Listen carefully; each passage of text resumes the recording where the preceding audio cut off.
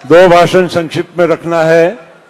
एक हरियाणा के अध्यक्ष वीरेंद्र मराठा जी को और उसके बाद डॉक्टर अमोल कोले जी सांसद जो हैं, ये दो भाषण के बाद पवार साहब का भाषण शुरू।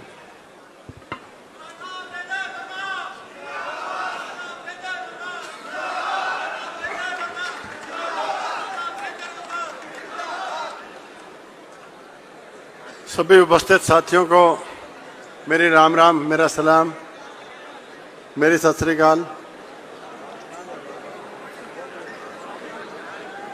आदरणीय श्रीमंत शरद पवार जी,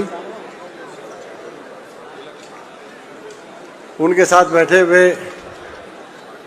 श्री प्रफुल्ल पटेल जी, श्रीमती सुप्रिया ताई सूले जी, और मैं धन्यवाद दूंगा भाई धीरज शर्मा को और हमारी बेबे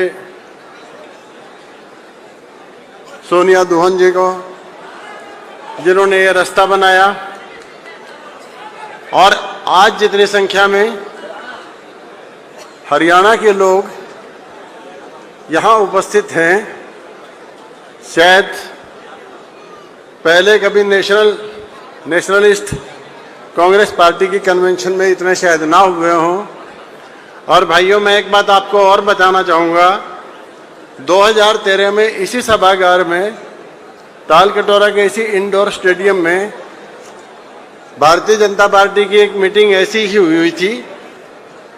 मैं भी उसमें उपस्थित था और आपको ये बता रहा हूँ कि उस समय इससे आधे व्यक्ति भी यहाँ मौजूद नहीं थे। आप इसी बात से अनुमान लगा सकते हो कि आने वाला समय किसका आने वाला है।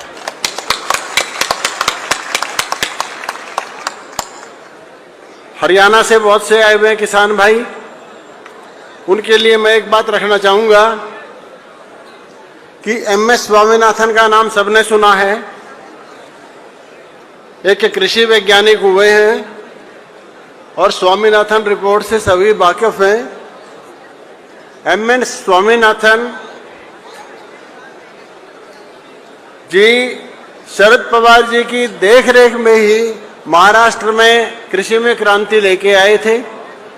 परंपरागत फसलों से नगदी फसलों की तरफ महाराष्ट्र को लेके गए थे।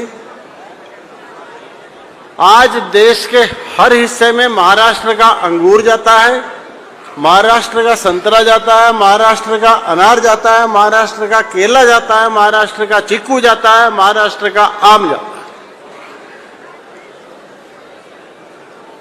और महाराष्ट्र का परिवार, महाराष्ट्र का जो किसान परिवार था,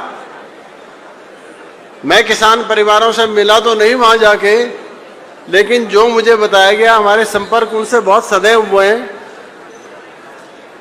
श्रीमंत शरद पवार जी के आने से पहले जो किसान का वहां बदहाली की स्थिति थी, आज आपको ये जान के हैरानी होगी, बारामती के विशेषकर जो इनका संसदीय क्षेत्र था, बहुत से किसान अपनी अच्छी खेती के दम पे, अपनी नकदी फसलों के दम पे मर्सिडीज कार तक में आते जाते। एमएस स्वामीनाथन आयोग का गठन जब ये शरद पवार जी कृषि मंत्री थे तब हुआ।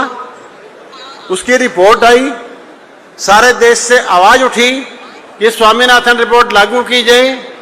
अगर मैं समझता हूं ऐसा कि शरद पवार जी अगर उस समय प्रधानमंत्री होते, निश्चित रूप से स्वामीनाथन आयोग की रिपोर्ट भी लागू हो गई होती। साथियों, मैं लगभग 350 वर्ष पहले की बात बताऊं।